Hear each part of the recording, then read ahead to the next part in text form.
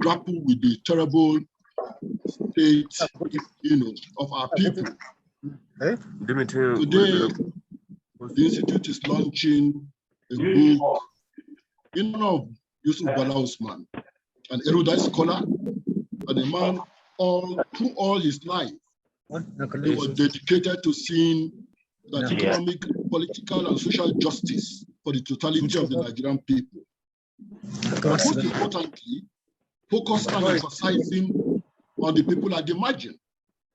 Bala Usman has written extensively on the Nigerian situation, made vast contribution to public debate, mobilized young people to be more conscious about their role in promoting democracy in Nigeria and in Africa. And today, as we grapple with the contradictions of the system we operate, and we watch the living standard of the majority of our people declining, plummeting, the voice of Yusuf Bala Usman resounds.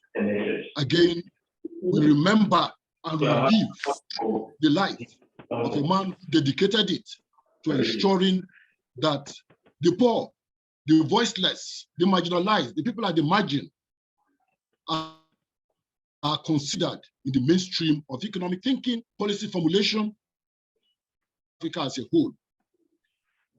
I welcome you again to this book launch. As the discussants, the speakers espouse part of this book, let me say that the process of getting to this book is in tune with the excellence that Bala Usman taught his students. Theory is important, philosophy is good, ideology is expedient. But for us as a student, it is go out and get the information, talk to the people. Don't just read other people's narrative. Go down to the grassroots, interrogate the people, talk to them. And the book we are going to be presented today is an outcome of that. The Institute had employed a number of people to go out in the field, to interview the poor, listen to them, and based on what they get, to be able to sit down and make the recommendations they're making in this book. The methodology is quite clear. Massive interviewing at all levels, focus group discussion, and getting to know firsthand what poverty is in Nigeria. Yes, we are still the poverty capital of the world, except India just taking that position from us. But despite the resources we have, we still have to grapple with poverty. And poverty can be seen as the basis and foundation of many of the crises that has bedeviled the Nigerian situation. Let me proceed immediately to invite Dr. Koning, sorry, I'm grappling to get the name right, Dr. Klaus Koning, who is the resident representative of Rosa Luxemburg Foundation in West Africa, to make his opening remark. Doctor. Yes, thank you, Prof. Yeah, I direct the Rosa Luxemburg Foundation's office in West Africa, which is based in Dakar. We decided to go to a French-speaking country because the other offices that at the time when we opened were in English-speaking countries. So for that reason, one of the reasons we are not, unluckily, not in Nigeria with the regional office, which I regret a lot. I will come to that later because I have my own personal Nigeria biography. Rosa Luxemburg Foundation, that is what I'm going to present, is a German organization, as Prof already mentioned. And yeah, I suppose, or many of you will know Rosa Luxemburg as a historical figure of German history. She is a Polish lady that became German later on. And yeah, it's now more than 100 years ago that she fought for peace, for social equality on the side of the working class and on the side of the disadvantaged. She was a renowned economist as well. And yeah, an international figure of the struggle for democratic socialism. And I guess a lot of those things she has written are still of extreme actuality, not only her economic analysis, but also her critiques on the Lenin style of socialism and so on and so on. I believe that working in her legacy is a privilege for all of us in the foundation, and that our organization bears her name. So in that legacy, we work in Germany. That's where our organization is based, but we also work worldwide. So we work in Germany because we feel that for the sake of international equality, for the sake of positive international economic relations, non-exploitative economic relations, we obviously need to change our mother country quite a bit. We see Germany as the leading country in the European Union, and we see being based also on taking from elsewhere, to say it bluntly, taking resources from elsewhere, taking the fruit of the working people from other countries that create wealth. And this wealth is to some extent the base of our wealth. And historically, we know that colonialism has been on that as well. So we work not only abroad, but mainly in Germany, but also abroad in research and civic education. And obviously this research that Yusuf Bala Usman Institute presented to us directly raised our interest. When I saw the proposal, I compared it directly to Pierre Bourdieu's work on La misère du monde, I think it's called, The Misery of the World, who has also done a lot of interviews of many different people, and also with a very sociological and not only economical definition of what poverty is. And I felt that was a seminal research, and we are in that legacy here. Our regional office in Dakar works in basically all of West Africa, but we can't work in all of the countries. We're just too small of an organization. But Nigeria has the privilege that we have also a local representative who is also present, as I see on this Zoom, Mrs. Angela Oda, who represents us in Abuja and Nigeria, and who obviously has, I want to thank her personally for also the assistance and help in facilitating this research and organizing all of this. And now to close, the very little personal remark, because I am not only based in Dakar and have been here for the first time from 2009 to 15, and then since 2020, but I have had a very, very good research visit to Nigeria in 1992, which is now 30 years ago. Where I researched on the politics of civil society, which was very, very interesting in the end of the Babangida period. And I published a book on that in 1994.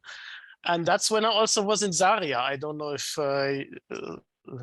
if you people from the Yusuf Bala Usman Institute know that. And I almost burned, because I kind of made a mistake. I almost burned the guest house, but luckily I didn't. So and then I also did a little later some research on the political participation of urban poor in Kenya. That was meant to be in Nigeria, but then Abacha had taken over, and the research director of the university I worked in, which is Phillips University of Marburg, felt that Nigeria may not be the place to do that kind of research at the time. So unluckily, we had to move that to Kenya. So that's, for my part, now I'm really, really keen to get into the book. Thank you.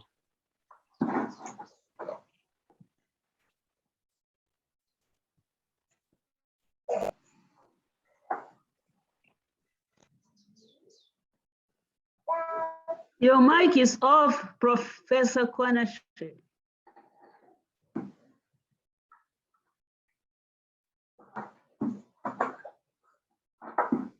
Our thank you, yours is on. Again, I said, after listening to that welcoming remark, I sort of think that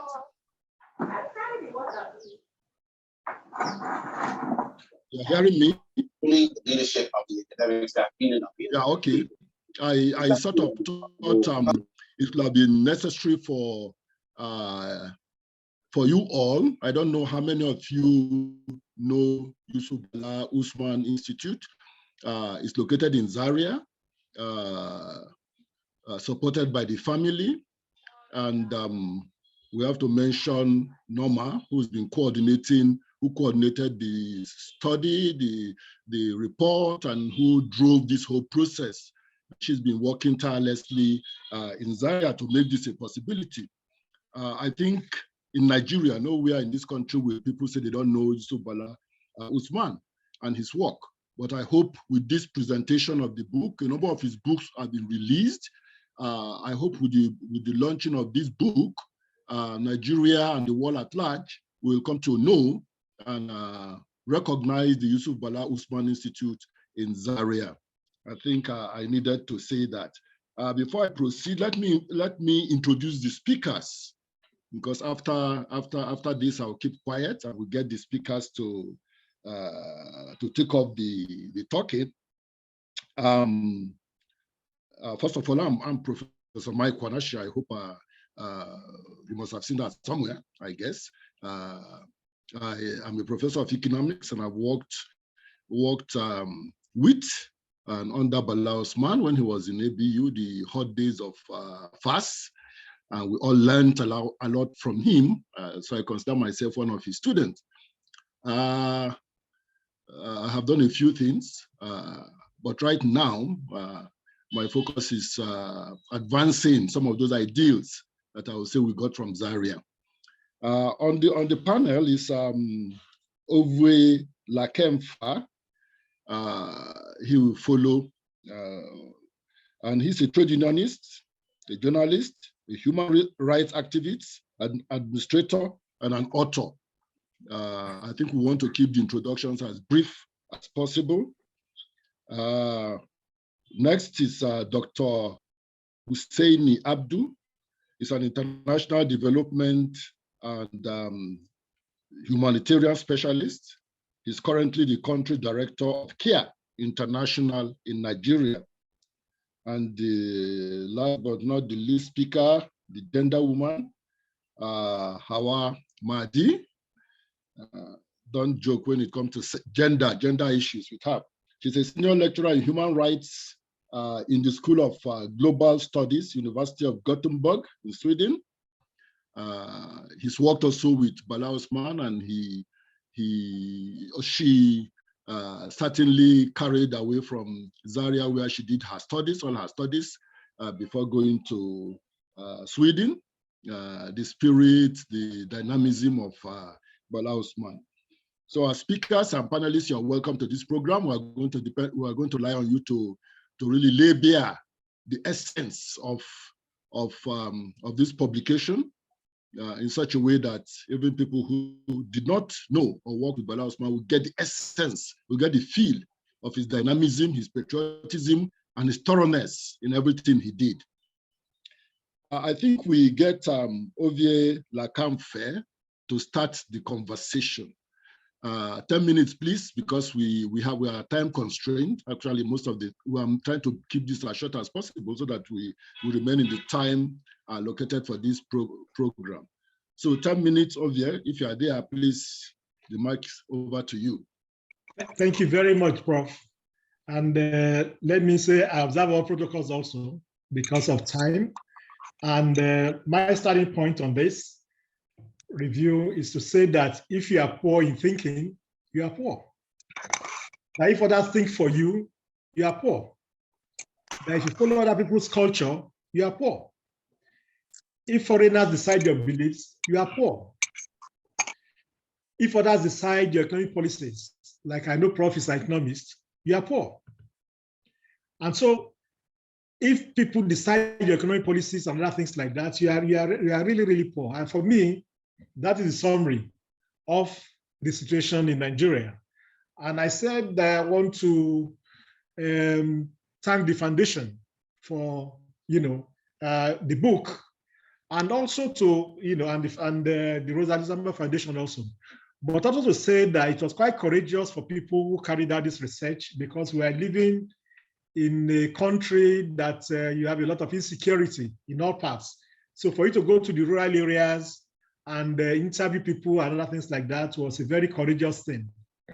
And my reading of the book is that it's a painstaking research, and that you carry research beyond the normal thing about statistics, but to actually bring human beings, to show the faces of those who are really poor. So we're not just talking about statistics, we are talking about human life.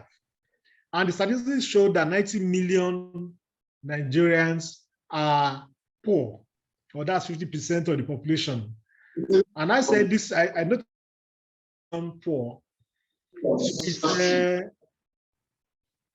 I noticed that I noted that the figure of this 90 million poor is the combined population of at least 15 European countries.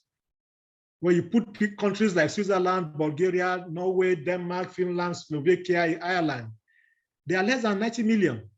So it's a very serious matter that we are raising. And I also then noticed that, look, the report was based on the baseline submitted by the Nigerian, adopted the baseline of the Federal Office of Statistics, which says that anybody who is earning 377 naira per day is poor.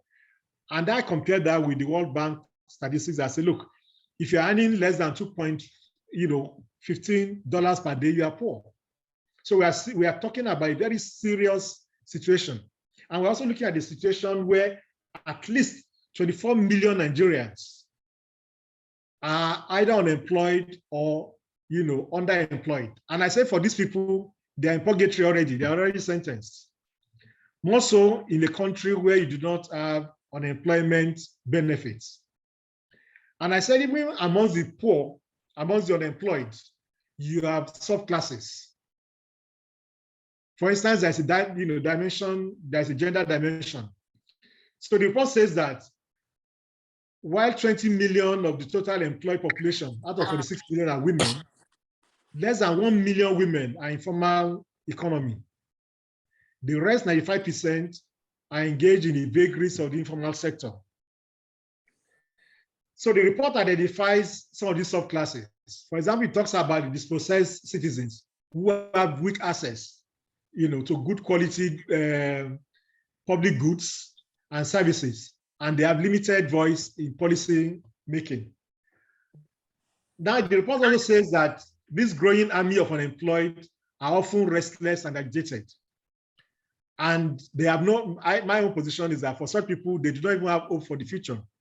And I gave the example, and I can give the example of Abuja, where such people dig up, tarred roads, and then come back and refill them with sand in order to force motorists to stop. For them, they are doing some type of service to the community by filling holes which they themselves are dug. So it's a very serious matter, that we're looking at. And I say amongst the what we call the subclasses under this poor group, you have that the condition in the rural area is even worse. The report says that 52.1% of rural dwellers are poor, compared to 18.04% of urban people. For it, the conclusion is that you have to mitigate poverty in all ways you can, possible. My conclusion is that poverty is worse in rural areas because the ruling elites concentrate infrastructure like health services, schools, and roads in urban centers. So those who live in rural areas actually live far below, the poverty line of those in the urban center. And of course, there's a regional dimension that the report pointed out. It says, for instance, that 9 of the 10 poorest states in the country are in the north. Now, some of the reasons the report advanced for this is that you have terrorism, you have banditry, you have kidnapping, and you have the of course, the clashes between pastoralists and others. But I also want to add something. I said beyond that, there's also the issue about Western education. And the pattern is the less educated the place is, the greater the level of poverty. So the North, as from colonial times, this is my own addition, that the North, as from colonial times, be far less educated than the South. So what should we do? We need mass education by states and local governments, particularly in the North, so that we can mass educate people. Now, the region, as we know, and from the report, is also impacted negatively by desertification, because as it says, some 50 to 75% of the of 10 of the 19 states in the North are, affected by this issue of desertification. Now, my argument is that employment is central in combating poverty. But like the report points out, it's usually the rich, the children of the rich and the powerful that gets the best jobs. For the rest of us, Nigerians, we have to work on the streets unemployed. Now, although I say education is a way of mitigating unemployment, poverty, my argument is that it is not automatic. It's not an automatic pass for you to leave poverty. First, wages are very low, which is one of the main reasons why all our public universities are now closed, because the lecturers say, look, their wages are too low. And so they've been on strike for 7 months. The second thing is that a lot of places, salaries are not paid, like the media. And I gave the example of Cross River State, where some category of workers have not been paid for 5 years. So imagine you ask yourself, how do they go to work? How do they take care of their families if they have not been paid for at least 5 years? And of course, there's mass retrenchment that goes on a lot. And that's one of the worst things that can happen to a worker, because once you are retrenched, your wages stop immediately. And your standard of living, of course, collapses.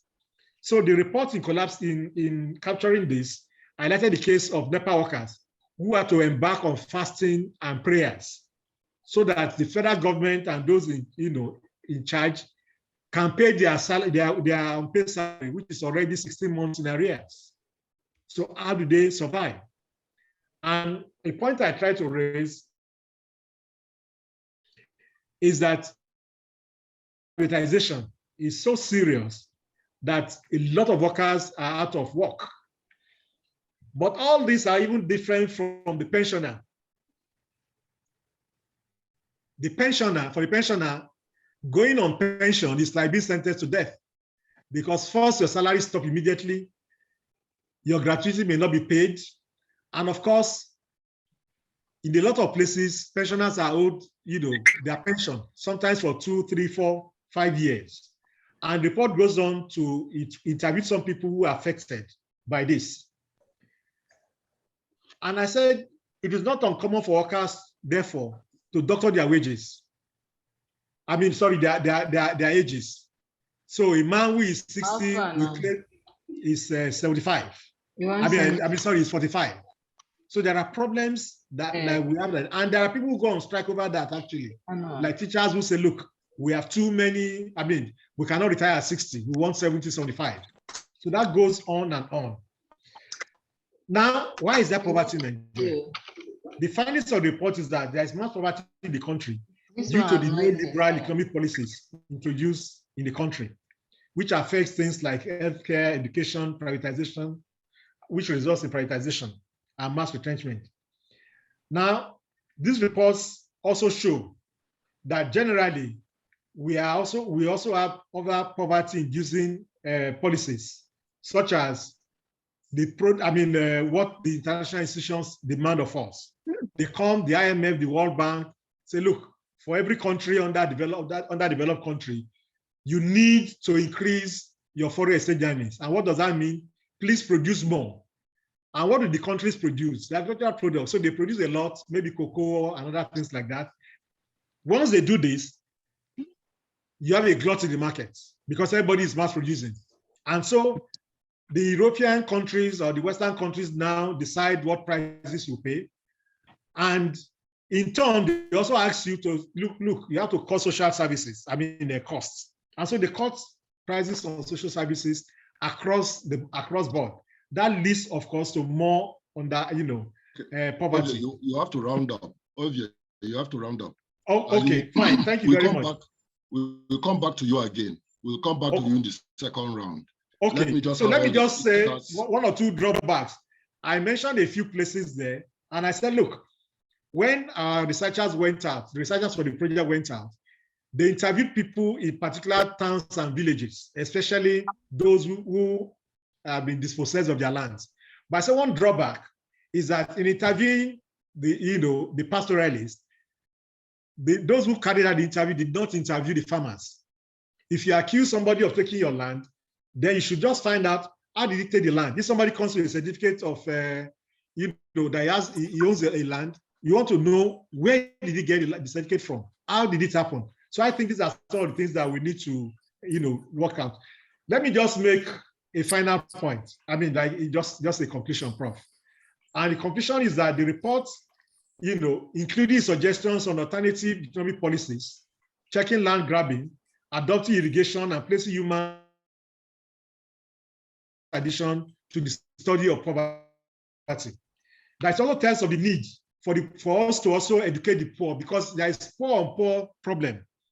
And I gave the example, the report gives an example of a carpenter who works in a place, is not paid because everybody thinks he's not doing any work. And at the end of the day, he had to abandon his profession. So just the last sentence. A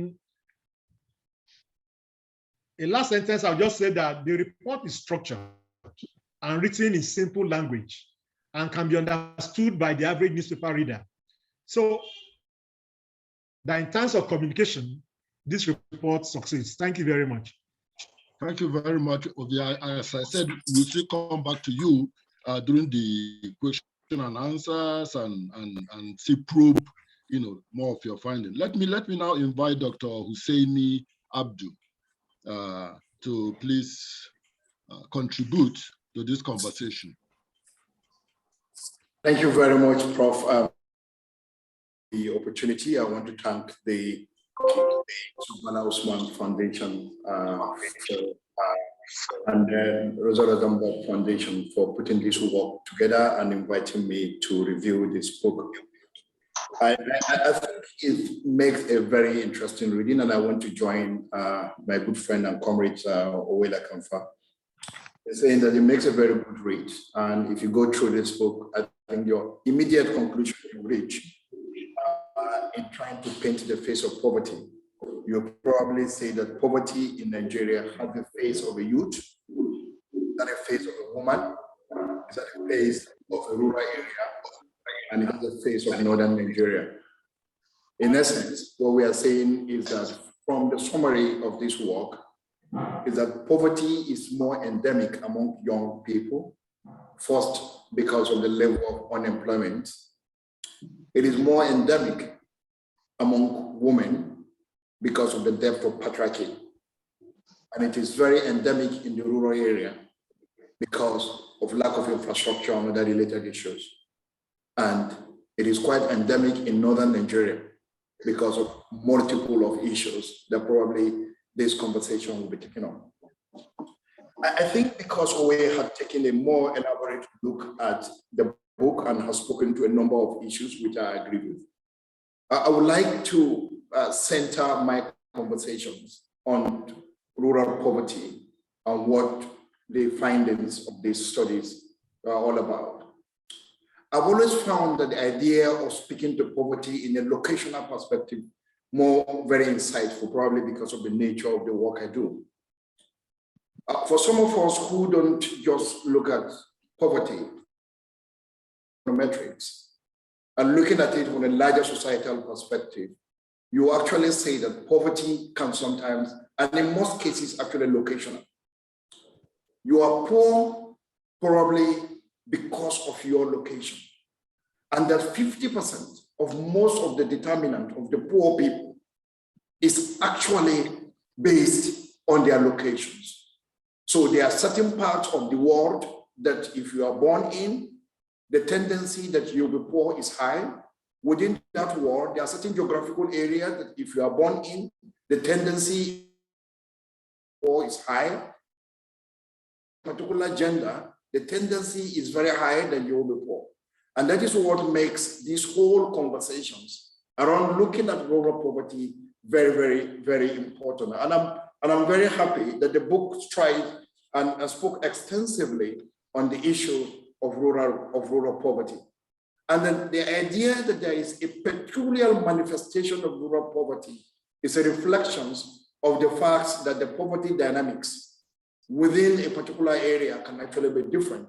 There's an urban manifestations of poverty may slightly be very different from the rural manifestations of poverty, even if they are all poor.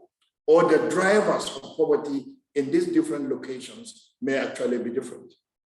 One of the major issues or characteristics that shapes rural poverty are issues around infrastructure, and I think Owe has spoken about that, because the nature of development in Nigeria, where our conception of development is simply urban.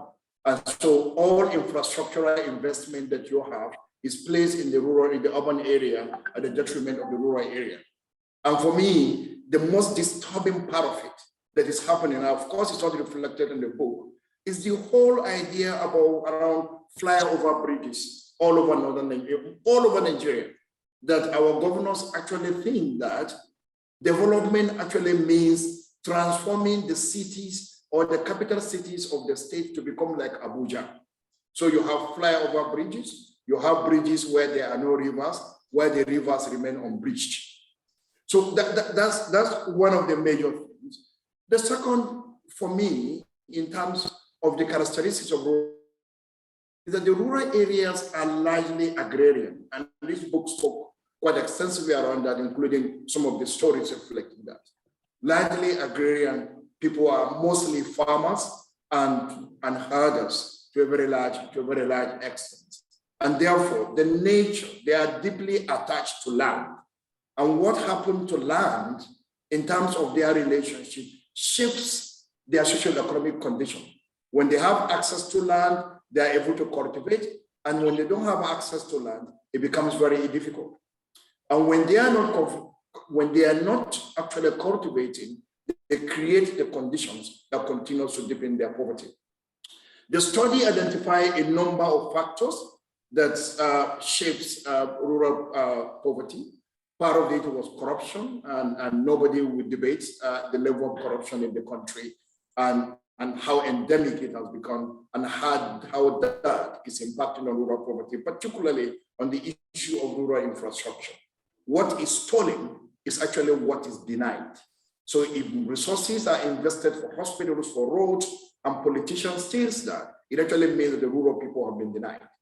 The second issue is land grabs, and which the report also eloquently puts together, citing different examples in different locations of the country. And largely the major issue around that is massive issues of land grabs, largely by politicians and business people and absentee landlords. Landlords who actually take lands, fence those land, the land remains uncultivated, and people who want to cultivate are denied access. And there are different expressions of it. The way it impacts on women, the process of land grab, and the way it impacts on men surely differs within that context, because there are certain social cultural factors that drive that. A second major thing that was also found out in this study is climate change as a major driver of it, and particularly the irregularity of rains, desertification in most parts, particularly in the northeast and the northwest of the country. And I will add that it has also increased pests and diseases that tend to affect plants and animals. And that reduces. The third other issue that came up there is gender discrimination. That the structure, that the nature of the rural economy is that it is so very gendered. There are certain discriminations which undermines their productivities and access. And therefore, they are much more poorer. And I think Dr. Madi will get into the details of that later. And so these are seen as some of the main drivers of poverty in the rural areas. But like I was saying earlier, I just want to add that poverty sometimes is also linked to the nature of power relations. And the structure of our society in Nigeria is that the closer you are to the urban, to the center of economic and political activities, the lesser your poverty, because access to power and resources actually is the major definer of who is poor and who is not poor, because of the depth of corruption. And that some of the things we are dealing with are actually not defined by productivity. They're not defined by production, but they're defined largely by people's access to power and resources. So I think this for me have been a very interesting conversations, and I feel that the book has been able to deal significantly with the major challenge of rural poverty. Thank you, Prof. Over, and I'll wait for the next round. Thank you very much. Thank you very much, Dr.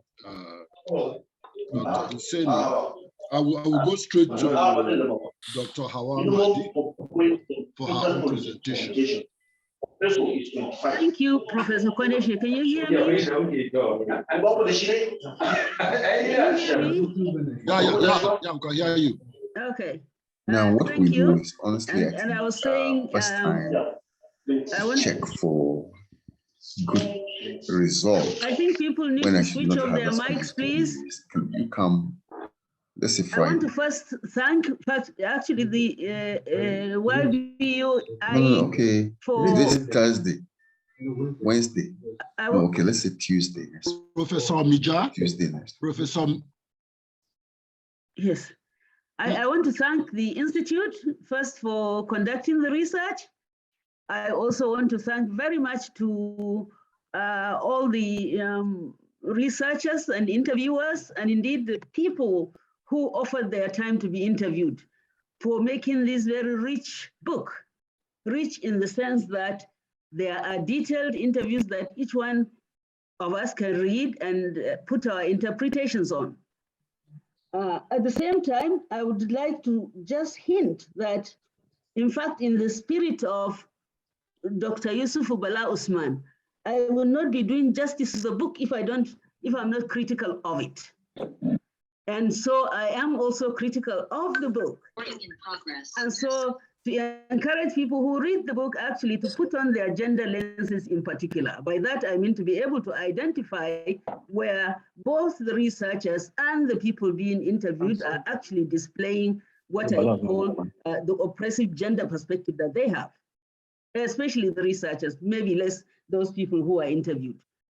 And so on that, I have set up actually my short presentation, and it's going to be very short. I prefer to answer questions by understanding the general background of gender-based poverty, what I call gender-based poverty, which I'm happy to say that my colleague here, Hussaini, has already touched on the rural population, but a similar parallel can be seen among urban populations as well. And I'm happy to say the people who are, the questionnaires of this interview actually put in place such variables so that when one reads the answers, one can see the different situations in which men and women find themselves. And so I follow briefly the three outlines that informed the report itself as a way of, measuring poverty, I suppose you could say. One is to do with food, the first. The second is shelter or housing. And the third is children's education. I had hoped that I could share my PowerPoints with you, but no matter, I can read them because I have it in front of me. So first I wanted to say, in respect of the report itself, that I wish the report's writers have actually, which also Lakempe mentioned, have actually presented variations of what it is, what we mean by poverty. And the report hasn't. It just assumed it is economic without delimiting or excluding other factors in our lives that contributes to what what it means to live in poverty. So first critique, the definition of poverty should have been better nuanced than it is. The other one is gender. And what I mean by gender, I mean there are so many dimensions of gender, but broadly speaking, what I mean is that gender is the idea that men and women relate with each other in all spheres of life. And men in that relationship are privileged. So if I say I'm talking about gender, I'm taking a standpoint also to speak from the point of view of women, is because, in fact, they are you don't have to show my, you don't have to show it, please. There's no need. I rather much look at people's faces. You can do away with the PowerPoints there. I just read mine. Thank you. And so the idea of gender is that men and women relate in all spheres of life, but that in those relationships, in most times also that men are privileged in that relationship. So if you're going to understand the Nigerian problem of poverty, and actually with the intention of therefore of solving the problem of poverty, you also have to see the specific way in which men and women relate and how women are disadvantaged in that relationship. It's with that in mind, I look at the different figures that are given in the report itself. So in the report, in the introduction, it says, for example, women represent 50.5% of Nigeria's active population. That means those who should be able to work. Keep that in mind, 50.5. The female unemployment rates at the same time among that population is 35.2%, much higher than it is for men. Specific figures means employed population are women out of 46 million. And of that, again, important to keep in mind, only 1 million women are employed in the formal economy. Only 1 million. That means we have 20 million women, of whom only 1 million are working in the formal economy. That means the majority of women are actually those who work. That itself is very symbolic of discrimination, which we don't even pay attention to. It is not by accident, I'm saying, that 19 million minimum of Nigerian women in active life are in the informal economy. The reason why the informal and formal is important is because the informal economy, not only in Nigeria, but anywhere in the world, it is the sector of the economy, security of employment. It has the least return for the labor that is put. It has the least appreciation from society of what the people who are there have done. That is why that distinction matters. There are no labor unions in the informal sector. There's nobody that is going to defend what you do. Additionally, you are more at risk of security of your person.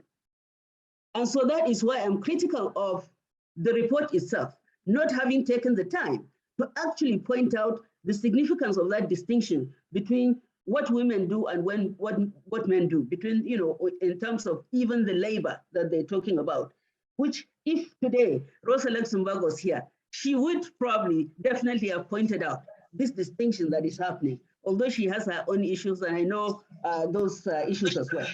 So then therefore, I'm saying when you read that report, you have to ask yourself, what are the implications of these figures? What are the implications of these figures, I'm saying, in relation to employment? What are the implications of these to individuals, to families? In other words, women who are working, who are not getting proper remuneration, whose lives are at risk because of the work they are doing, who cannot enter the formal economy, irrespective of their education. And if you therefore deconstruct the informants, you would also find that women are in fact unable, irrespective of their qualification, unable to enter the formal market. There is a general problem, by the way, so I'm not denying both men and women have difficulty to enter the formal economy. Somebody asked the question of corruption. I will not address it, but it is in the report, I assure you. There's a whole section on corruption, especially with respect to the rural economy, but maybe I can respond later on. In any case, so we have to ask that question. Why are there so many women in that situation? how does gender poverty look like or mean? And in this case, I'm saying you have to ask yourself. Put our hands together. Pardon? No, okay. And so we have to look at that micro level, at the level of the individual, to ask ourselves what that means. Then in my slide, I look at the national causes of poverty, and that's where the question somebody asked is already there. First and foremost, the report is very good at the introduction to say the neoliberal economic policies of the government. And I'm happy Lakemba also already said what happens, in the real economy when, when the Nigerian economy is primarily dependent on primary goods and what happens in the global market. So kind of that is responding to. But also this report is very specific to point out there are failings of government policies, there is corruption, and there's lack of economic infrastructure, which are jointly simply preventing not only women, of course, but also men. But it is particularly harder on women because it is putting barriers on their ability to access the formal economy in different ways. And we can come to that if people care to ask questions about that. And so specifically, I look at food. I take two examples of food, based on the report. It says, I take a male person interviewed in Zaria, an NCE holder who is also a teacher until he was retrenched in 2018. That's a he. So he worked for about nearly 20 years, and just before his retirement, he was retrenched. He has one wife. So on food, he says, my major life challenge is feeding my family. Previously, we used to have three meals a day, but now we cook only once a day. Now, in this case, of course, in terms of employment, he's a male person who is employed. The interview is silent about what his wife does or doesn't. Nevertheless, the question of poverty is there. And here I'm trying to add, although this report maybe goes beyond this report, but there are researches, for example, in other parts of the world, and I don't think Nigeria will be different, where when even food is limited, same as we know with education, which we'll come to, even when food is limited, it is women that eat least. It is also women who eat the least of the better of the quality of the food itself. And I'm sure we all know that. So living with poverty doesn't end just because the family unit is content, I'm saying. There are differences within the family unit as well, in respect of who gets what within that family unit. And that is missing in this report. And then I have a female, the first example I gave is a male person who is a NCE teacher, I stayed in Zaria. And then I take another NCE holder, this time a female. She in fact has an NCE and she has a degree in economics, but she's never been employed. She has never been able to enter the formal economy. So she has been doing informal work ever since. She farms and things like that. So then you ask her about food. So I have to go to farming to survive, she says. I grow cassava, tomatoes, beans, cucumber mainly. And then she says, I also use part of my income to support my family. I can't afford 3 square meals. That is she and her children. She has 5 children and a husband and things like that. And actually she's the main breadwinner. Yet in our way of thinking about gender in Nigeria, we automatically assume women don't work, even though we know they do. I mean, there's a separation between what we know for a fact, if we should interrogate our minds, and what we actually say out. Women don't work. Yet we know that's not the case in our families, in other places. So how is that true? Then the next, which is the emphasis of the report, is on shelter. Do I still have time to go into shelter and the other one? Mike, do I have time to go on? Okay, so looking at shelter, I look at a male person. Yeah, your time is up though. Your time is up, but you can just summarize, you can round up. Okay, I'll round up by saying you will find in all sectors of the main issues of living with poverty that the report talks about, which is food, shelter and housing, and children's education, that you will find a distinct separation being made between the females and males, or boys and girls. And so, since my time is up, I would like to read, and I know it is exceptional. This one is not the most common expression, but this person who says, I have 7 children, 4 males and 3 females. None of them has been to school. We consider Western education a waste of time. Girl child. This is why we don't encourage girl child education in this area. And I cite that even though I know this is an exception, because the majority of the sample said they would like their children to go to school, even though 11% don't send their children to school. That is because they don't have the financial means to do that. But they are also the extreme end of the scale, if you like, where the person actually doesn't want Nigerian children to go to school, and girl children to go to school. And I think I'm saying it's important to keep our lenses in mind when we read the report, as well as ask all kinds of different questions. Thank you. Thank you very much, Hawa. I'm sure if we give you another hour, we'll still be on this conversation.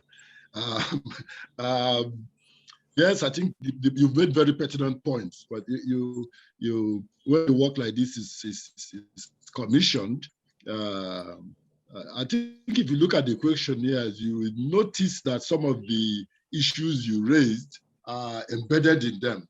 Maybe I'm happy you said not the interview themselves, because for me the value addition of this initiative is in the interview. The fact that we had to go and talk to the people themselves rather than just sitting in an office, and now we made the presentation to be as short as it is, because we want to give the audience time to ask questions, to comment, to contribute.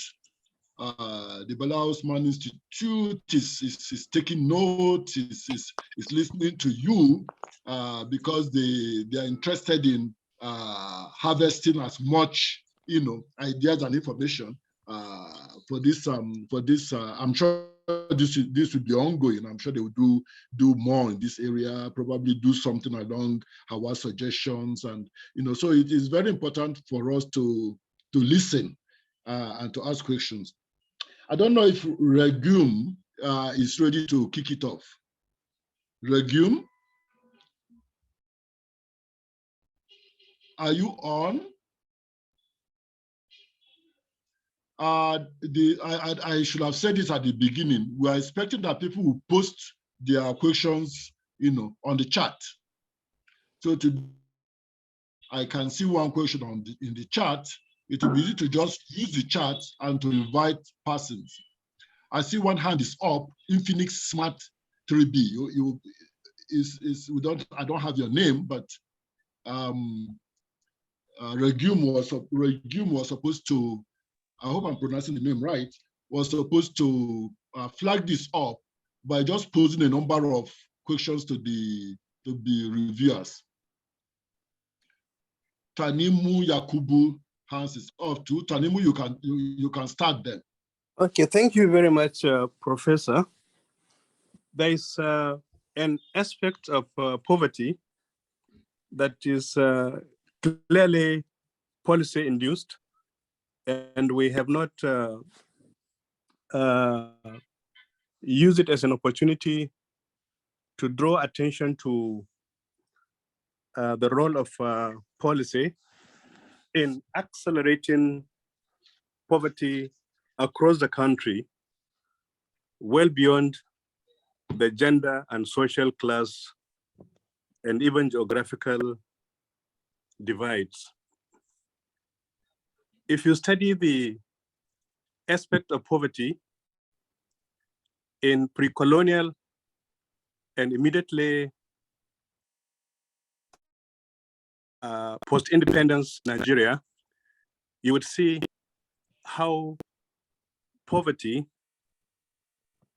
and wealth creation in rural Nigeria appeared to be moving either at the same pace or the variation was not particularly significant. Let me just make the point I have in mind.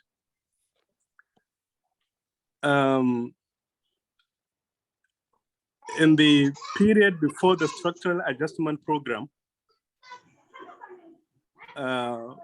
poverty in rural northern Nigeria and in the agricultural sector appeared to be at par with poverty in southern Nigeria. You recall that during the structural adjustment program, one of the conditionalities that the World Bank and International Monetary Fund had given Nigeria was the abrogation of the regional commodity boards.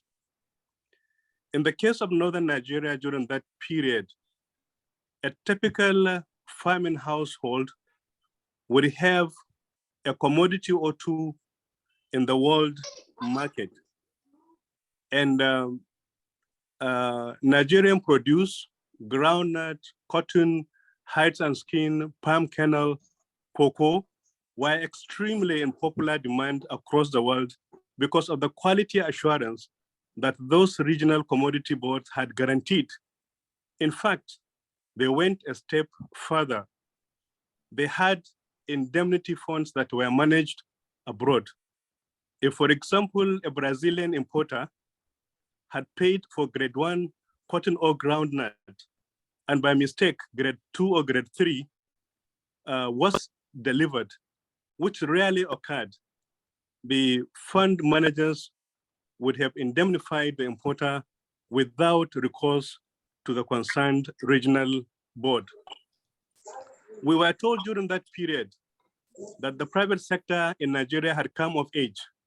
This was what the IMF and World Bank told our government at the time and demanded that commodity trading, which at that time was the exclusive preserve of those regional commodity boards, could be better handled by the private sector. So those regional boards were abrogated by administrative fiat. And you recall that during that period, there was a rush by all and sundry to float finance houses that were actually— Tanimu, can you sort of round up? We are I trying will. to give as many. I will. Yeah, So, Professor, trying to give as many as soon as the commodity boards were abrogated and the private sector replaced them, we started adulterating those exports. And in the next 3 to 6 months, the world had moved on and away from Nigerian produce. They stopped buying from us. That was what killed farming of cash crops. And we saw that from that period on, poverty became systematic in northern Nigeria and southern Nigeria. But 20 years later, as a result of home remittance, we saw its abatement in southern Nigeria because the South, the South had now found an alternative to commodity export, the export of grain.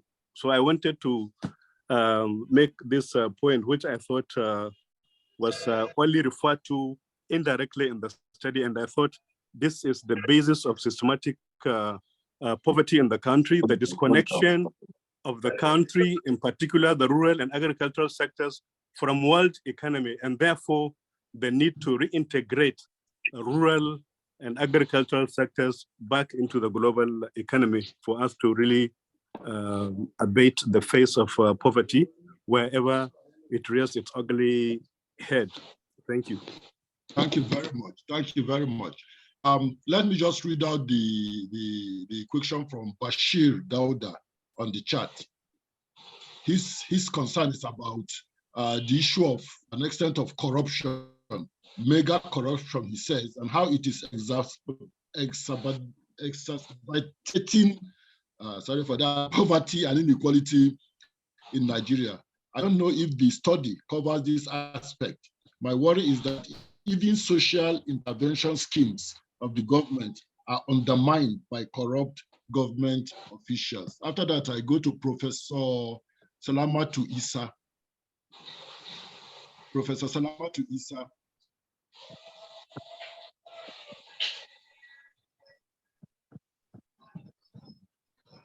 Yes, Professor Issa. Yes, good morning, Prof. And good morning, everyone. It's good to be here. My contribution is on the issue raised on by Owen on poverty and education, which although he has said that they are not automatically directly related.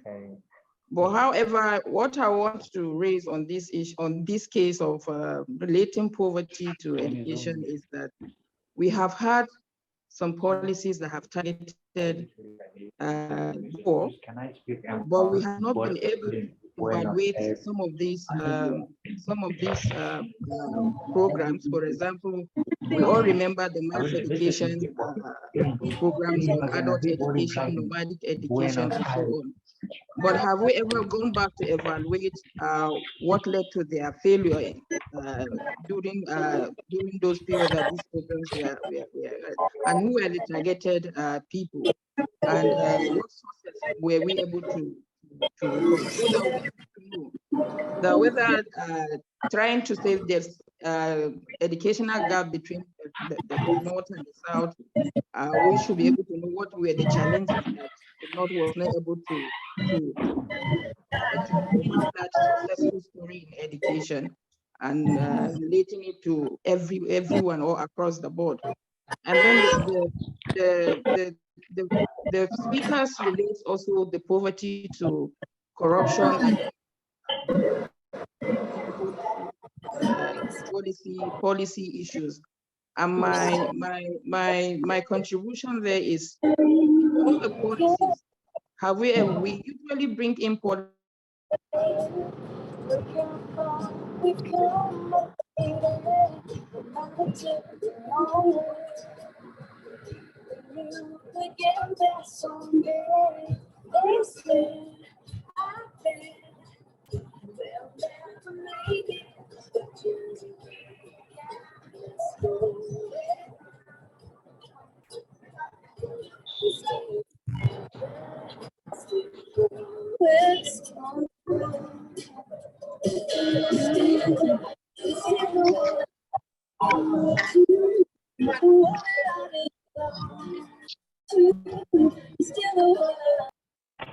we advise people to mute their mic. It's just not okay that we are getting this kind of disruption.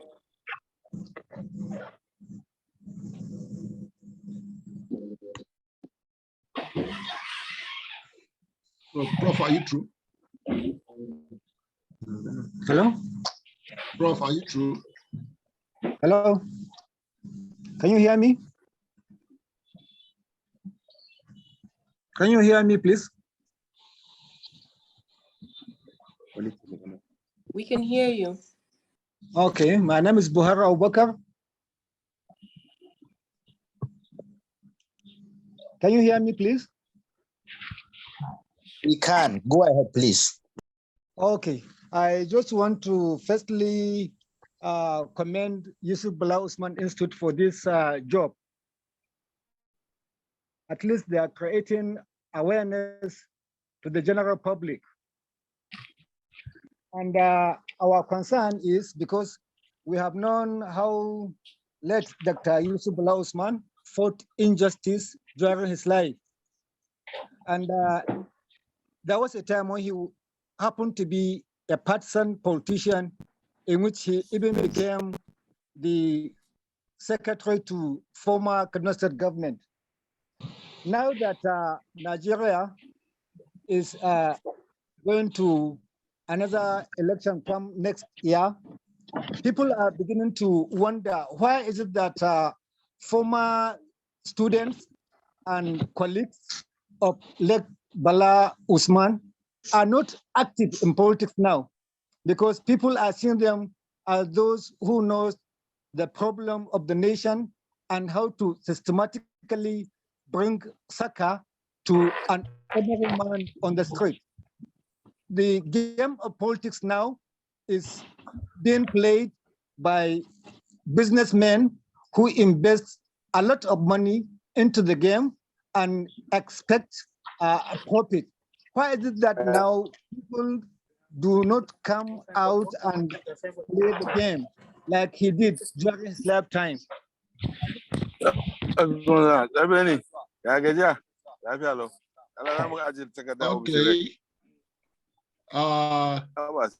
Buhari Abubakar. Yes, sir. Are you on? I am on, sir. Okay, can we, or you just presented now? Hello, can you hear me? Yeah, we can hear you. Okay. I want to firstly commend the Institute for this job. At least the participants are bringing awareness to the general public. And it is a well-known fact, poverty is the order of the day, especially in the northern part of Nigeria. And a lot of people are beginning to blame the leadership. During his time, late Dr. Yusufullah Usman was a partisan politician, so to say, because he was even appointed as the secretary of former Kano State government. People are beginning to wonder, why is it that his former students, his colleagues, why alive, and comrades are not now in active politics? Because if they happen to be in politics, they will change the system. Now politicians are soon to be like businessmen who will only come with their money and buy votes, and after winning election, they will firstly get what they spend before delivering service to humanity at large. I want to make this passionate call to the good students of Late Bala Usman and his comrades, his associates, to come out and join politics now, because the problem of Nigeria as a whole is bad leadership, so to say. Therefore, I want to use this opportunity once again to call on his comrades in Nigeria to be partisan in politics. Thank you so much for this time you are giving me. Thank you. Any more speakers?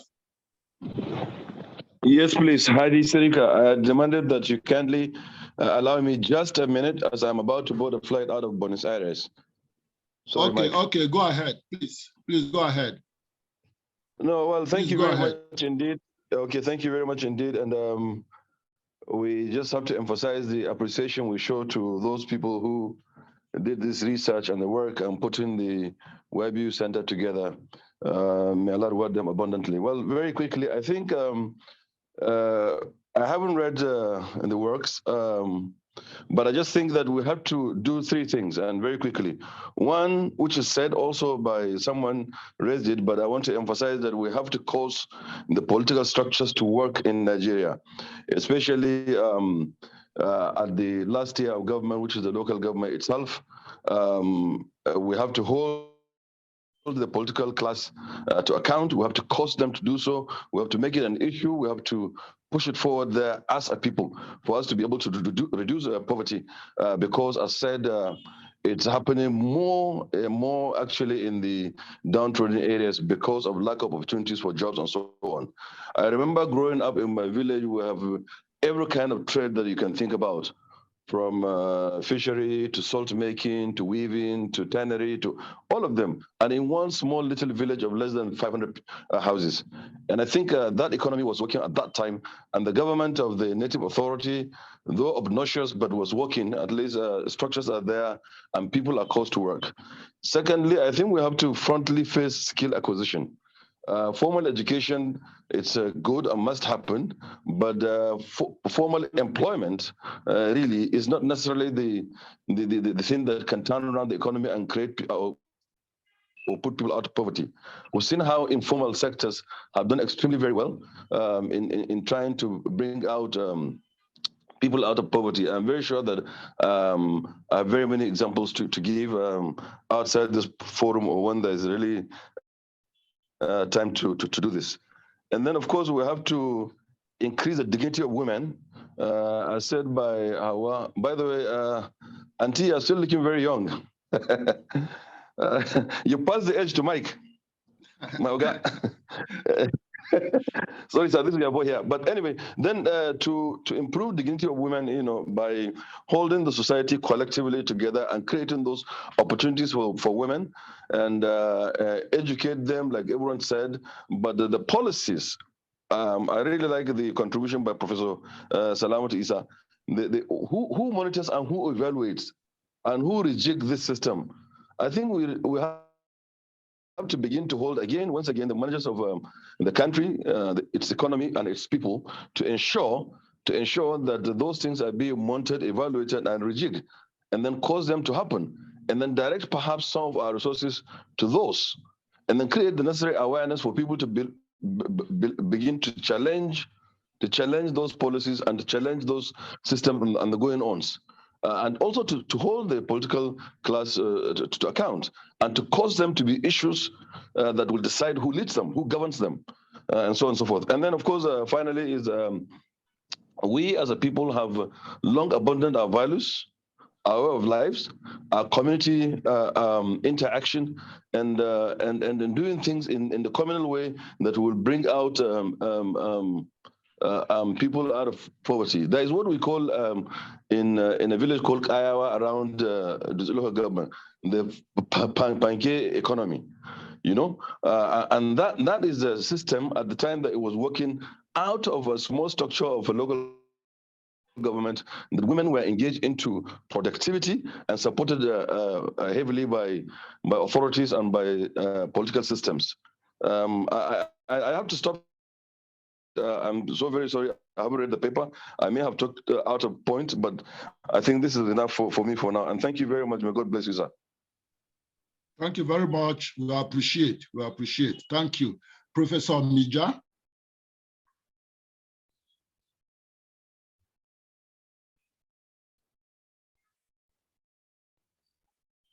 Prof, are you there? Can we hear you? Can you unmute yourself, Prof? Am I there now, sir? Yeah. You are here now. We can hear you. Right. Now. Thank you so much. Thank you. I must thank the organizers of this meet and for a wonderful work on the face of poverty in Nigeria. I had difficulties joining the conversation, but fortunately I joined at a point where I think I can still ask questions. Now, I have been able to kind of rationalize that a large part of the explanations and the causations of poverty in Nigeria are largely tied to neoliberal policy failures to a very large extent. Now, sir, I think that we should be a little bit more like my friend Hussein have tried to be a bit dialectical about this issue. The whole of the neoliberal economic policy outlook is hinged on the so-called or the assumed it's a place of fail, and so that the best way to allocate resources for all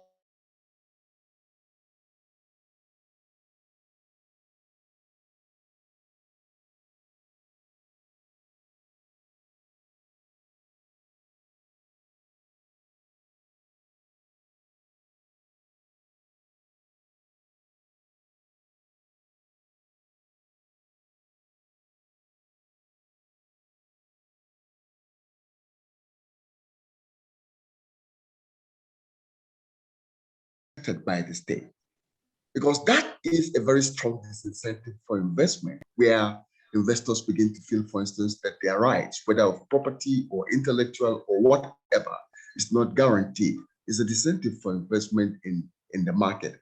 That is a critical market failure factor that we are not taking time to look at. I think also that in trying to get or to unpack the dynamics of poverty in this country, we have to as well still look at those things that cause market to fail. Who takes care of learning cost? Private investors do whatever to generate ideas, to be innovative with thinking and with mechanical and technological development and whatever they do.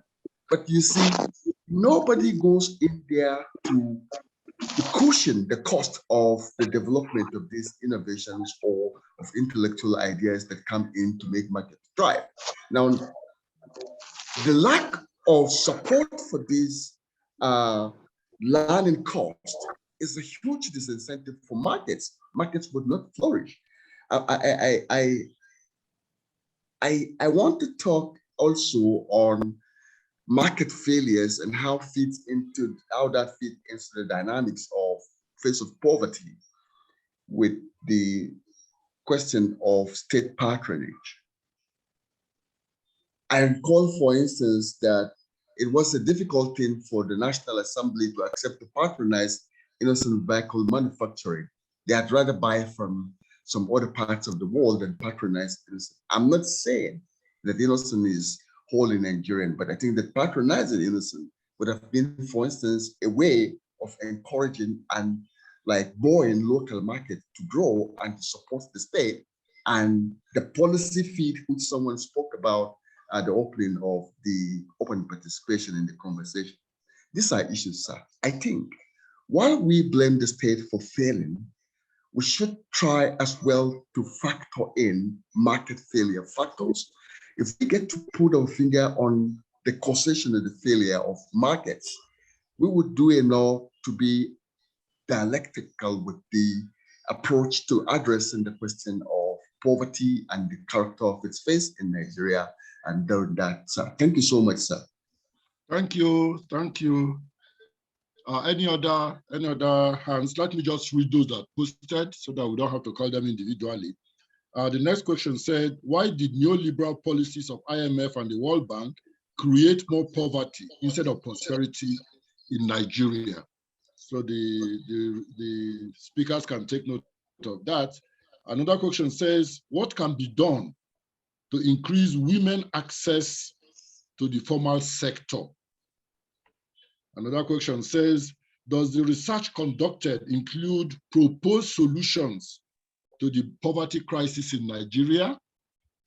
Those are some of the questions posted. I don't know if anybody has, if I've missed any of them. If the pursuit of a free private enterprise economy is a key factor in impoverishment of Nigerians, realistically, are there things that can be done to convincingly solve the problem of poverty as things stand? Another question that, if I can move my cursor.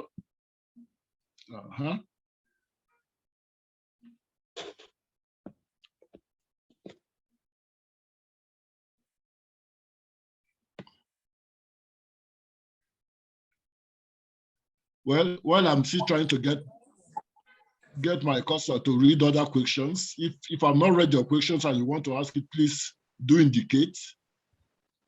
Can I, this is Professor Toba Alabi of Nigerian Defense Academy. Okay, go ahead, please. Please go ahead. Well, let me begin by thanking the Bala Usman Center for putting up this wonderful work and for providing a platform for us to interact together on a very crucial topic. That's the face of poverty in Nigeria.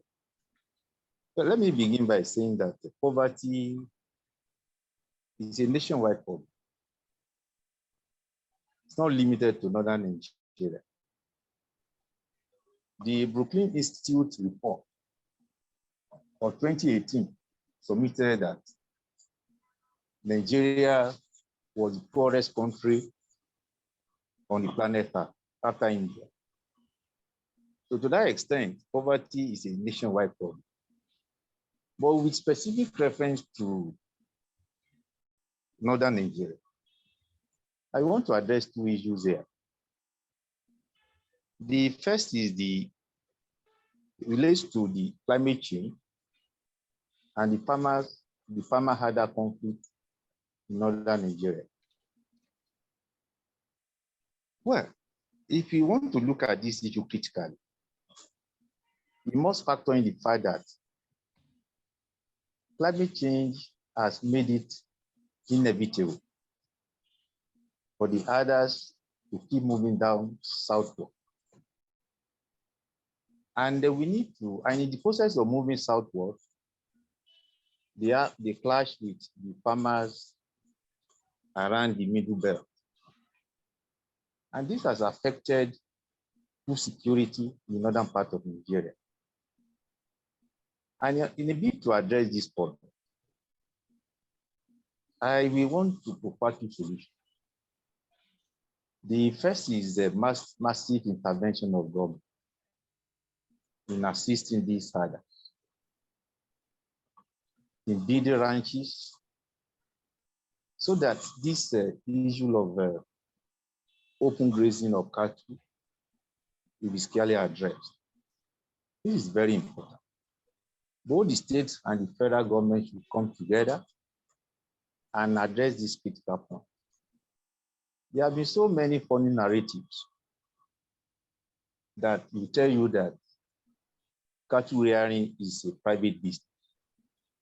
And as a result of this, government should not intervene in it. I don't believe in this.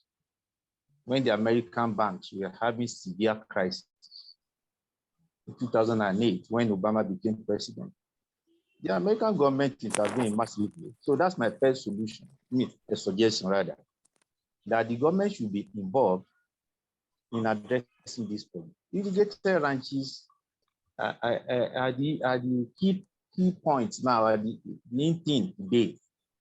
The issue of open grazing to be addressed. And if we build irrigated ranches, very powerful one, I think that this will provide solutions to this problem. And the others too, if it's a fairly large ranch, they can send their children to school, they have a settled life. The second point, which I want us to think about, is the issue of this insurgency, which, especially in the northeastern part of Nigeria, which has become a major problem. And the one crucial point is radicalization. Am I still on? Am I still on, please? Yes, you are. You are still on. Go ahead. Yes, the issue of radicalization is so central to this problem. The radicalization of the youth and their recruitment is a major problem. It's a major factor. And this is made possible because of lack of access to education and employment. I think the government needs to address this. In the streets of Kaduna and many other northern cities, you still find these young boys begging for food in the street when they are supposed to be in school, begging for arms. I think we need to take them out of the street, give them a good education. Because a child that is begging for arms today, a 13-year-old boy that is begging for arms today, in 20 years' time, he will still not be begging for arms with plastic balls, but as he will be begging for arms with automatic weapons. So we need to take these boys out of the street, put them in school, so that in future we could employ them, they will have education. So that one is very important. Then again, the issue of employment for school graduates. Somebody who is gainfully employed working in the central bank, you can't ask him to go and come and join Boko Haram insurgency, somebody that is gainfully employed. So the issue of education of the youth and provision of employment for the youth, I think these are very critical points that we need to address. We want to reduce the poverty in northern part of Nigeria, because we are all stakeholders. So long we live in northern part of Nigeria, irrespective of where you come from, whatever happens in northern Nigeria affects you. And I believe that we are all stakeholders in this respect. So once again, I don't want to talk too much. I want to reserve my further comments or have carefully gone through the work. But once again, I want to thank the organizers of this program and the writers of the book for a job well done. And kudos to the Bala Usman Center. Thank you so much. Thank you. Thank you very much, Prof. Thank you. I think that quite a few people are posting. I don't know whether we can take all of them. I'm sure the presenters are also seeing the charts. You are seeing the questions on the chat, right? So I don't have to read all of them. I think I have another 18 pending. If I want to read all of them, I might spend all the time just reading the. For me, it's very interesting because the interest in this subject matter and the comments and the points at the chart indicate that this is a very topical issue, and it should be, because while we are moving, ironically, into the fourth industrial revolution with the massive increase in technology, and we are still finding a large part of at the fringes dying. They can't, life is brutish for them.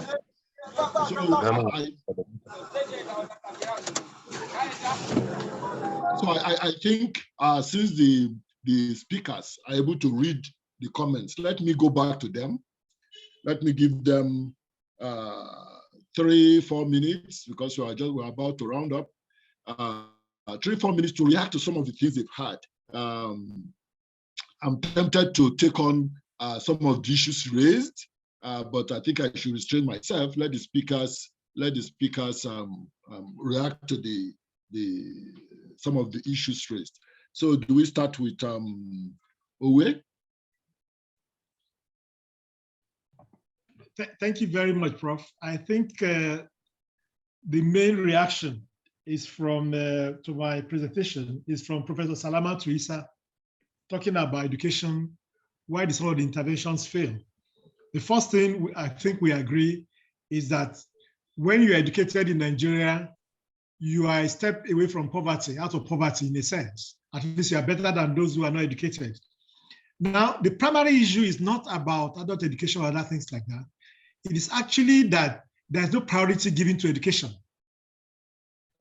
Our elites think that, especially do not think our children should go to school. Look, I'll give you an example. Do you know that in the last 2 years, children in a state like Zamfara, where the governor was a former teacher, in a state like Sokoto, where the governor was a former speaker of the assembly, for 2 years, they have not taken WAEC because they did not pay WAEC fees. And so we're talking about children who have even gone through JSS and SSS. What is the ultimate they are going to do? It's actually to take the school leaving certificate, I mean, the West African school certificate, but they didn't take it. So we have problem about people not thinking that education is a priority. We have problem about our leaders thinking that children should not go to school. And you see them all over the streets. I give the example also of the Jonathan administration that tried, for whatever you want to say, whether it's symbolically or whatever, at least setting up to 400 special needs schools for out-of-school children. And all those schools are almost gone.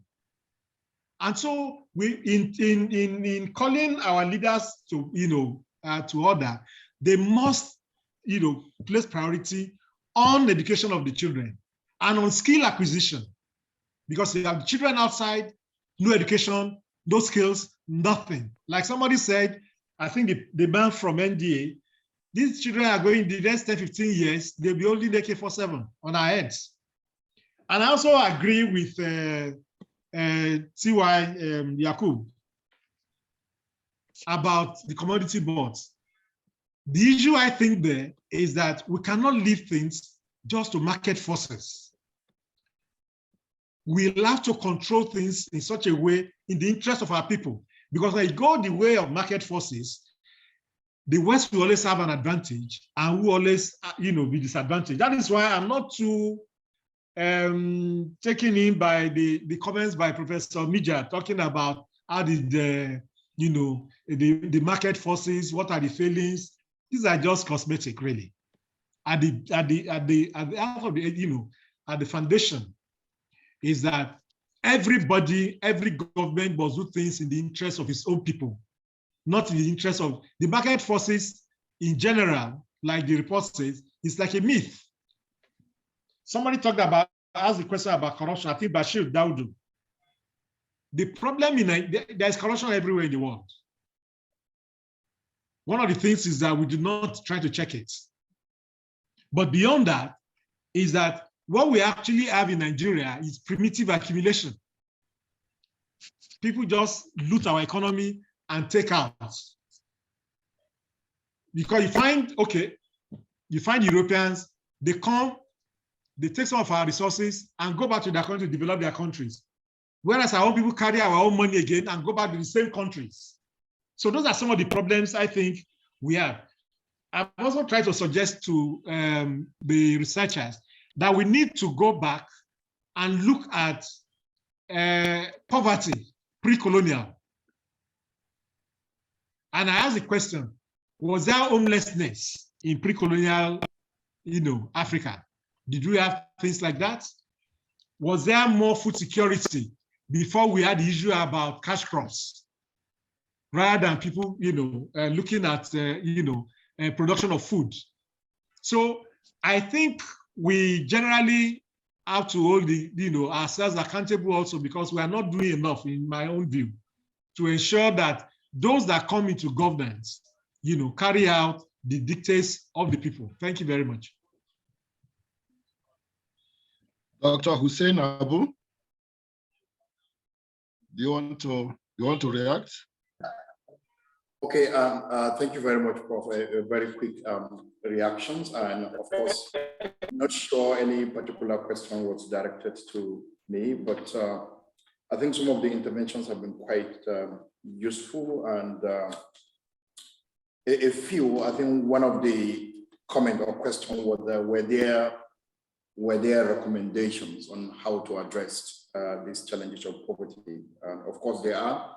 I think the last section of the book did roll out a number of actions that should be taken to address the challenges of poverty in the country, including issues around addressing the challenges of population, fertility and growth, rural income, land grabbing, responding to climate change, providing irrigations to boost livelihood and cash dole out and all that. So there are a couple of recommendations that came up there. If you have access to the book, I think one of the major issue here for me is about the corruption, and I think Owe had significantly addressed that.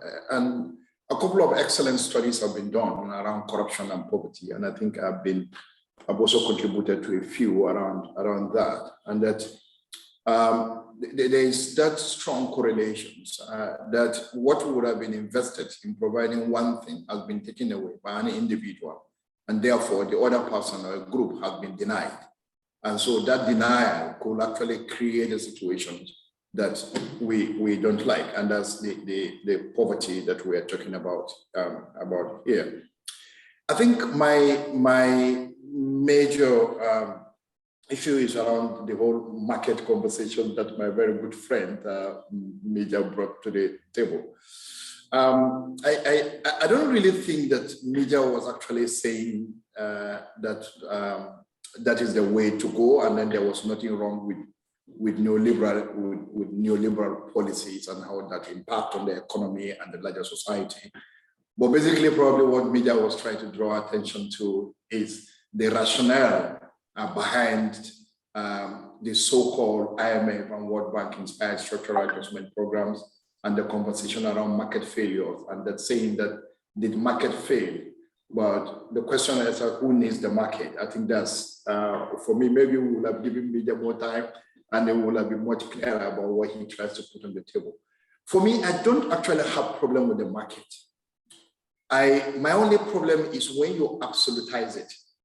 When market becomes the sole thing that defines economy and life, and therefore you think that it replaces the responsibility of the state and saying that is a more rational distributor and therefore can take charge of every problem.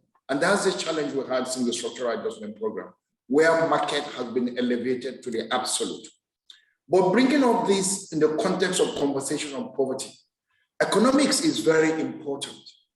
But all over the world, poverty questions are actually addressed politically because it requires certain level of deliberateness, that you are deliberate in instituting measures to deal with the underlying causes of poverty. But the challenge we've had in Nigeria over the years is that our response to poverty are more directed at responding to the symptoms of it than dealing with the underlying causes of it. And I think that even some of the recommendations in this book seem to have fallen into that trap of dealing. Yes, it's a significant, it's a major issue. You have to, because the symptoms are there. It's like treating malaria. You need to treat the symptom, but you also need to ensure that you are able to deal with the parasite. So for me, that's the kind of conversation that I found missing.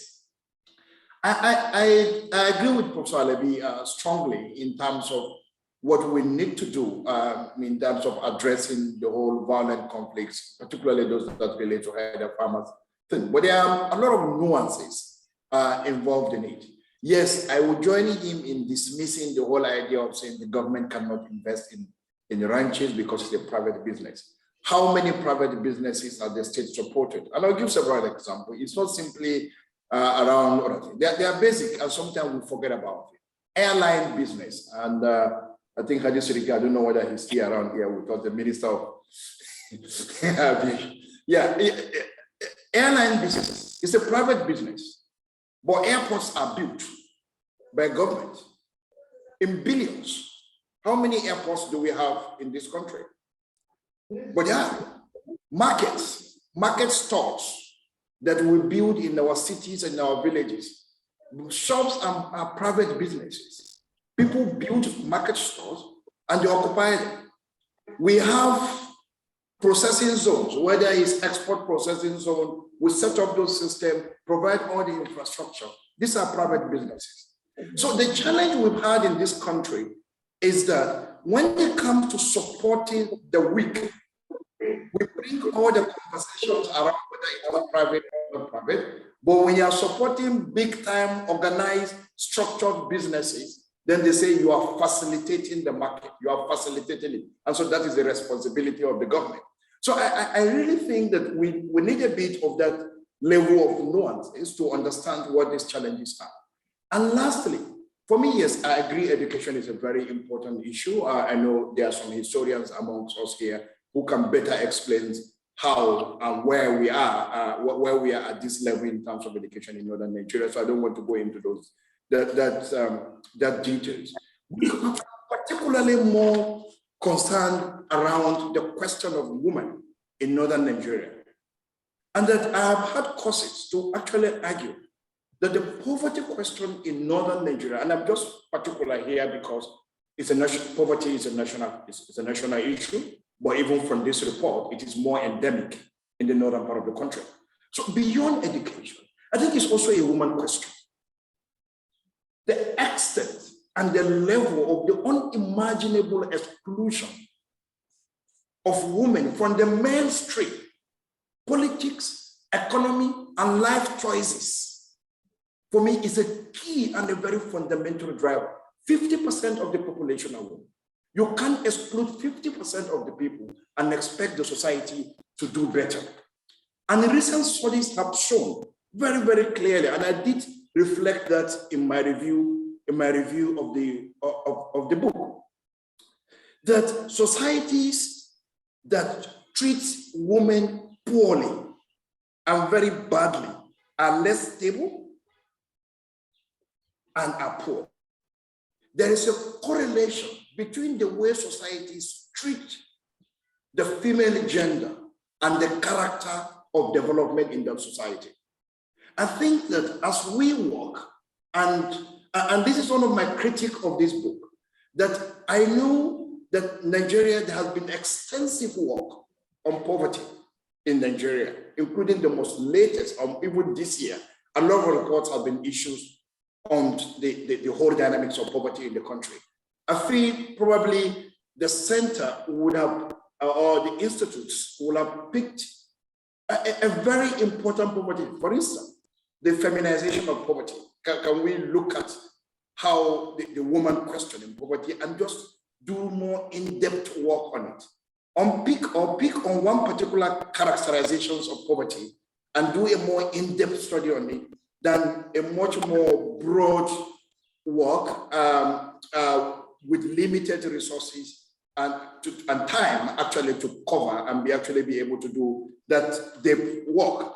I knew if you read my review, I was saying that this particular report reminds me of one of the works done by the World Bank, and which they then, instead of faces, they call it the voices of poverty, where over 60,000 poor were interviewed in over 60 countries.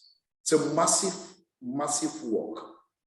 And this was what probably the World Bank claimed to have defined a new trajectory in terms of their response to poverty and led them to jettison structural adjustment program and began to look at poverty from a very different lens, of course, still embedded in this whole neoliberal economic policies. So for me, I think it's been a very interesting conversation, and I want to thank the Institute for this opportunity to be part of this review. And I hope that people who participated in this session will also have the opportunity to read actually some of the written reviews so that they can get a much better perspective of some of the issues that we try to discuss here. Thank you very much. Thank you very much, Dr. Howard. Thank you.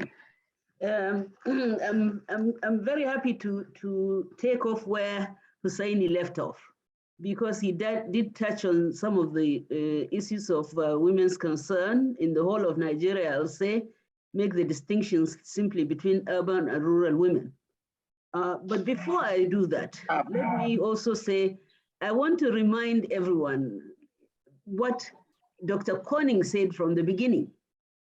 Being critical of Germany, he was being self-critical of his country so that we understand where Nigeria is in this global economy. I think some of the discussions being conducted is as if Nigeria has its own free will, let's say, to act independent of this global market. I mean, or just by doing, I feel like touch this and that, like polish up things and it will work. And I don't think that's possible, actually. But we do have to urge our politicians to take a stand and actually get firm. In addition to, I mean, apart from the other problems that are internal to Nigeria, I'm saying there are issues where it is the position of Nigeria in the global context that puts us where we are. That doesn't mean that we are disarmed. And therefore, what I'm going to talk about is what we can do in the meantime. I mean, we can't really suddenly just change the world economy and how it functions, but we can do certain things within what we have.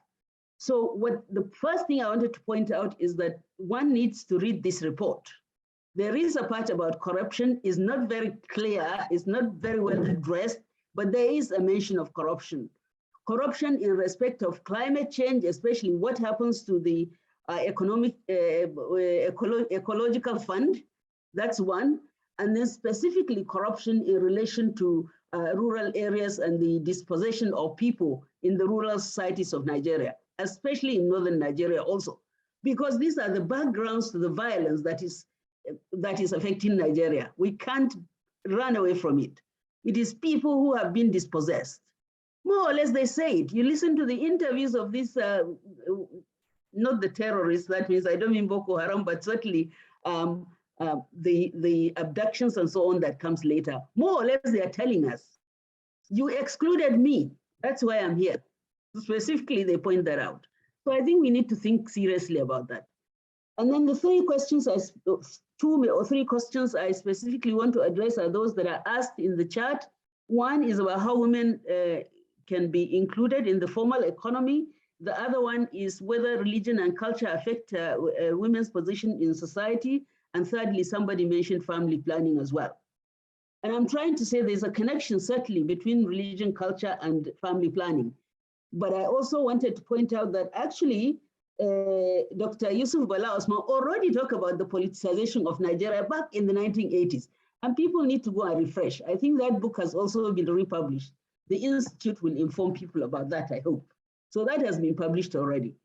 But to answer the question from my point of view, yes, definitely, there is an impact of religion and culture on women's access to the public spaces of Nigeria, or you can call it exclusion from the public spaces. I call it exploitation. I think there's a way we try to avoid hitting the nail on the head. We say marginalization, we say exclusion, we say all that. We're really, what we mean is that they're exploited. And I'm saying women are exploited in Nigeria. Nobody lives through life without actually being active and productive. It's about, therefore, who takes control of what they produce. And I find the problem even in this report, for example, because there's a part where there's an assumption that land in Nigeria belongs to men. Women don't, and I think we are dodging the fact, we are running away from the fact. Women do not get land because we set up policies that stops them from getting land. Beginning from the 1954 land law and then 1976, additionally, on how people who adjudicate on land deliberately choose to exclude women from land. So it's not like we don't know. And this is outright exploitation, whether it is done within the limited space of the family or whether a religion is used to explain it. And I'm saying we have allowed ourselves as Nigerians to be really pulled by the nose by, it doesn't matter, Christian or Muslim, clerics who try to confuse us about religion and faith. Do you have faith? That's a very individual thing. There's no way you can enter somebody's mind to tell them what faith they have. But they have convinced us that the way they interpret religion and decide to operate it is the only way. And indeed, I'll go so far to say some of the religious conflicts we have in Nigeria is precisely because we have given them the power to define what is our faith, calling it religion, using it in different forms. And I look at the Sharia states, for example. Why is there preoccupation with women's behavior? Corruption and stealing public funds is one of the worst things you can do in the Islamic religion. They don't talk about that. In fact, they are leading the corruption themselves. So then they focus on what women are doing, sleeping with who. I'm saying we are letting them do that. They are diverted attention from what it should be talking about into talking about things that have nothing to do with that. And so, yes, it has impact, religion and culture, I'm saying.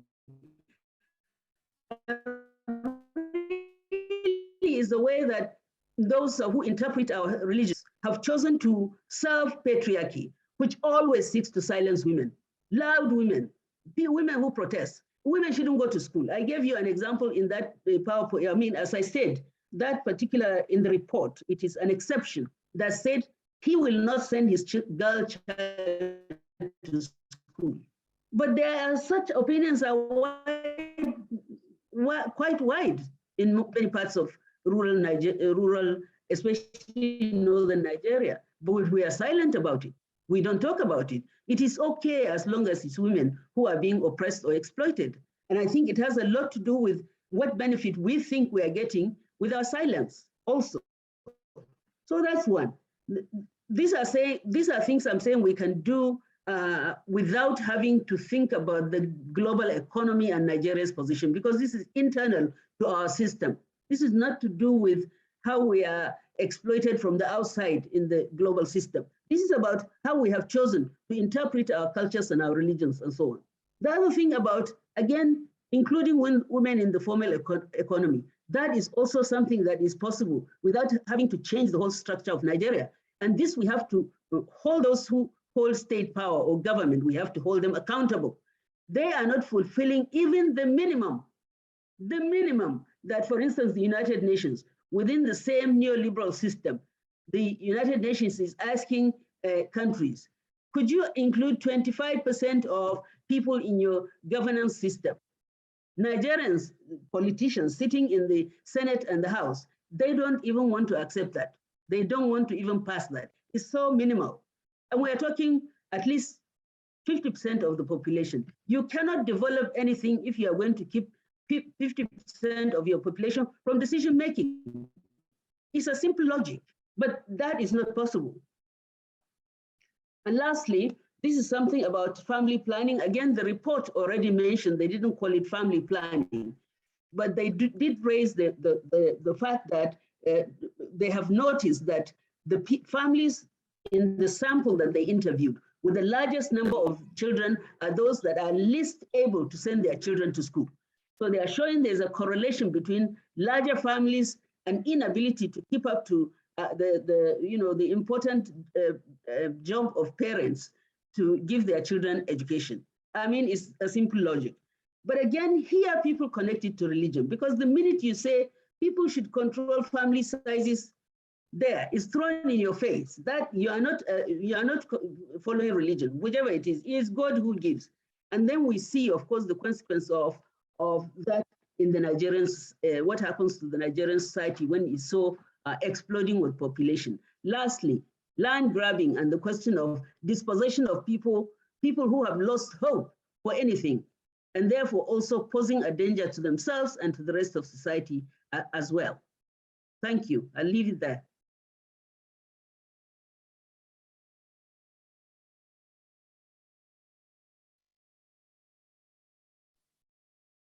Is Mike around?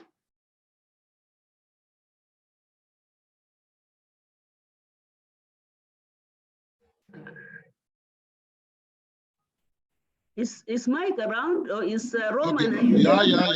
Yeah. Yeah, okay. But I finished. You are finished. Sorry, I just got disconnected briefly. So I think we stayed long enough. I want to appreciate everybody who joined us. This is the beginning of a process. I think the Yusuf Bala Usman Institute has learned a lot from your interaction. We are very grateful for your joining. Please look out for further interaction with the institute. Let's also not to forget to appreciate the Rosa Luxemburg Foundation for their support. We are very grateful.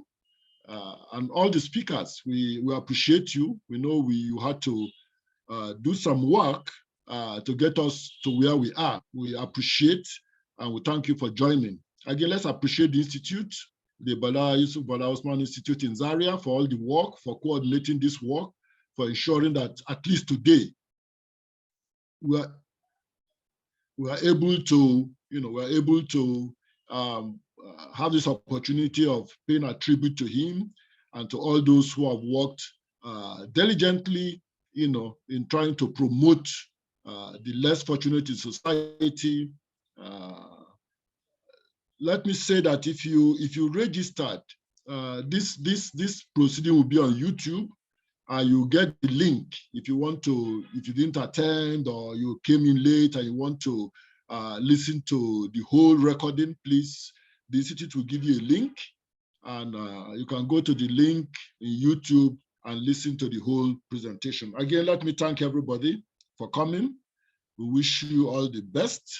There's been a very high quality participation from all of you, and we are very grateful. Thank you very much for being with us. Some people want to know where they can get the book, Mike. The Institute will circulate that. That's why those who have read, and they will even advertise it. They will, through how you got to know about this interaction, you will also know how to get the book. We'll make sure you have access to it.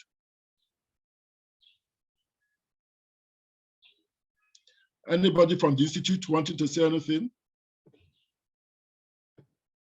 Norma? Yes. Hello? The people in Zaria? Yes. Are we on? Yes. People in Zaria? Norma? Yes, I'm on.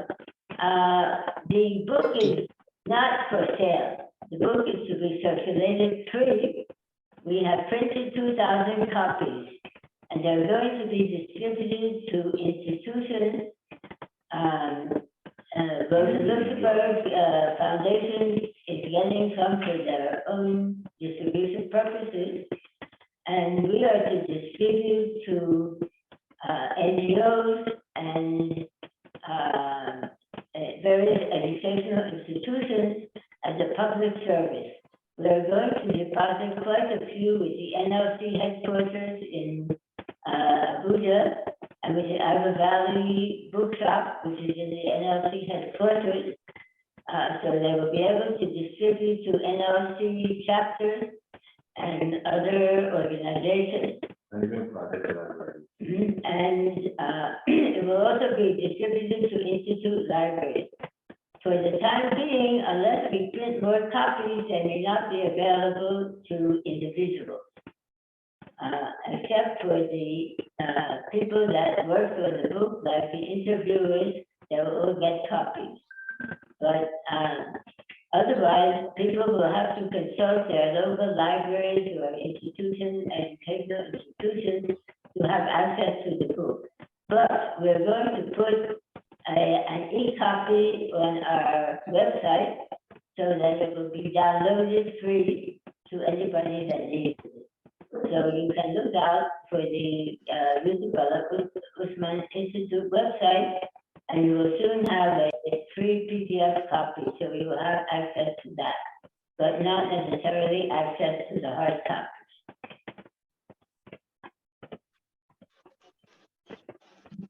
So that is the situation. Okay, thank you very much. Okay. Any other information from the Institute? Again, we thank you very much for this effort. We appreciate all the effort of the Institute, and we are looking forward to occasions where we have a public conversation on topical issues. For those who want Bala Usman Associates to join politics, just look out. Maybe not this time. There are younger guys graduating from the universities now that are coming out with passion, maybe in greater passion than those Bala left behind. But please watch out. And with that comment, again, I say thank you very much for joining us. Hawa, tell them over there that Nigeria is still here. We're still surviving.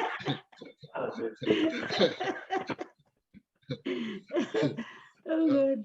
Okay. As Ricky was making the comment that you when you are living over there, how will you get old? It's those of us suffering here that that is gender discrimination. You are picking yes, you are picking on my age, Mike. Why don't you pick on your age instead? Thank you very much. Thank you all, the presenters. Bye, Thank you everyone everyone. for It joining was us. very nice conversation. Thank you. Much Thank pleasure. you very much. Yeah, Well bye-bye. Thank you. Yeah, bye-bye, everyone. Bye. Bye-bye. Bye-bye. Prof, bye-bye. Yeah, bye. Bye-bye. Thank you very much for coming. Thank you for coming. Well done, well done, Prof.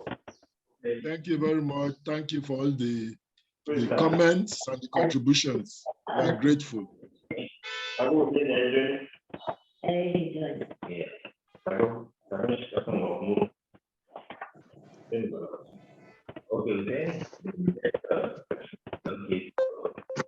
Bye-bye, everyone.